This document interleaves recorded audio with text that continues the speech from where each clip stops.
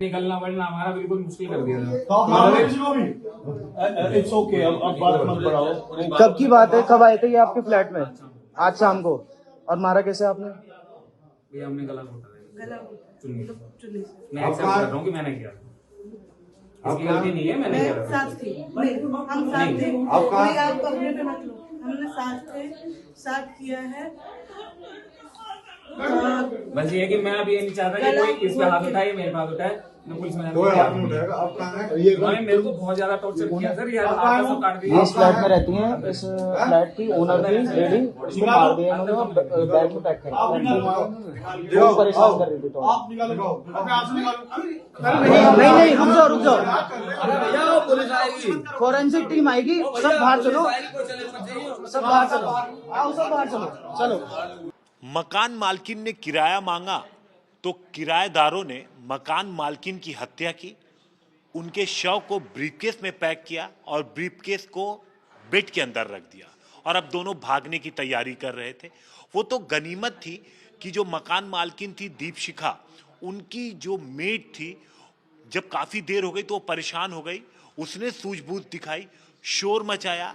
ये फ्लैट जो किराए पर था दीपशिखा का, जिसमें अजय और आकृति पति पत्नी दोनों रहते थे पिछले करीब 5-6 महीने से, वो यहाँ पर पहुंची मेड और यहाँ पहुंच करके उसने घर की तलाशी लेने की कोशिश की, खुद ही खोजने लगी कि दीपशिखा जी कहाँ पर हैं और शोर मचाया। लोग इकट्ठा हो गए, आसपास जो लोग थे वो लोग इकट्ठा हो गए और जब लोग घर के अंदर गए तो उन्हें शक हुआ, पुलिस को फोन किया गया। पुलिस की टीम जब मौके पर पहुंची तब पूरा राज खुला, ब्रीफकेस के बारे में पता चला, बेड खुला, बेड के अंदर से ब्रीफकेस मिला और ब्रीफकेस के अंदर से दीपशिखा का शव यहां से बरामद हुआ। और उसके बाद जब पूछताछ की गई अजय और आकृति से तो उन्होंने बताया कि 5-6 महीने से ये किराया तो दे नहीं रहे थे और इनका ये कहना था पुलिस को कि वो बहुत बेहद परेशान करती थी।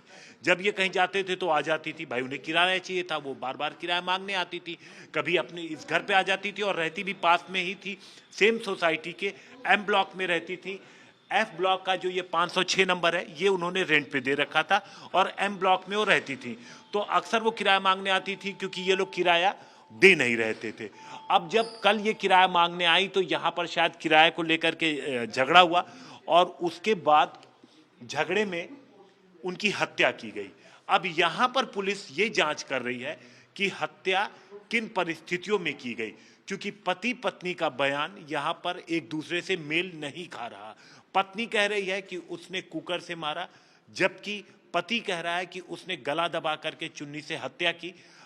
हालांकि दोनों ने मिलकर मारा ये तो बात साफ है, लेकिन किन परिस्थितियों में कैसे मारा गया दीपशिखा को, इसकी पुलिस जांच कर रही है। पोस्टमार्टम रिपोर्ट का इंतजार है ताकि ये क्लियर हो सके कि किन परिस्थितियों में हत्या हुई। लेकिन यहाँ पर एक बात बिल्कुल साफ है कि मेड की सूझबूझ से मौके पर ही दोनों आरोपी पति पत्नी पकड़े गए, क्योंकि इन्होंने यहाँ से निकल भागने के लिए ऑटो बुक कर लिया था, लेकिन इसके पहले कि वो यहाँ से निकलते मेड पहुँच गई और पकड़े गए और अब दोनों पुलिस की गिरफ्त में है।